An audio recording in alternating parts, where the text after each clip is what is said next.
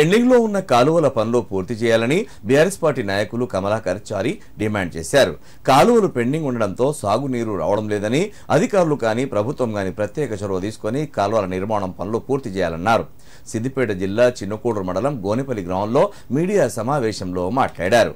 Ranganayaka Sagar project నుంచి గ్రామాలకు వెళ్లేటటువంటి చిన్న చిన్న కాలువలు నిర్మాణం ఎక్కడికక్కడే ఆగిపోయినట్లు ఆవేదన వ్యక్తం చేశారు.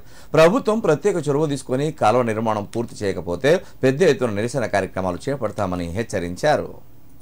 మరి కుమ్మరికుంట నింపుతారా, ఆ కొత్త కుంట నింపడం ద్వారా, కుమ్మరికుంట నింపడం ద్వారా అక్కడ ఉన్నటువంటి ఒక గొలుసు ద్వారా ఉండేటువంటి అక్కడక్కడ ఉండేటువంటి కుంటలు కూడా నిండడం ద్వారా ప్రతి ఒక్క రైతాంగానికి కూడా ఇవాళ బాసరగా ఉంటుంది.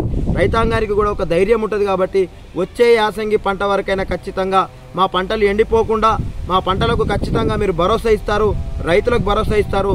మా గోనపల్లి రైతాంగానికి ఇక్కడ నీళ్లు తీసుకొచ్చి మా రైతాంగానికి జీవం పోస్తారని చెప్పేసి కూడా నేను తప్పకుండా మీ అందరికీ నేను విజ్ఞప్తి చేస్తున్నా.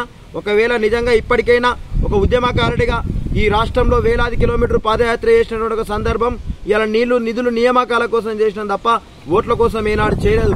అది రాజకీయాల మట్టుకే అక్కడ ఎలక్షన్ల మట్టుకే ఉండాలి తప్ప ఏదంటే ప్రజల ప్రయోజనం కోసం ప్రభుత్వాలు ఆలోచించాలి తప్ప తూతూ మంత్రంగా అప్పటి మందం ఎలక్షన్లు హామీలు ఇచ్చి మరి ప్రజలను మభ్యపెట్టేటువంటి పరిస్థితి కాకుండా ప్రజలకు చిత్తశుద్ధి ఏదైనా నిజమైనటువంటి ప్రేమ ఉంటే రైతాంగానికి ఇట్లాంటి పనులు చేసి రైతాంగానికి ఆదుకొని రైతు ప్రభుత్వంగా నిలబడాలని కోరుతా ఉన్నాం.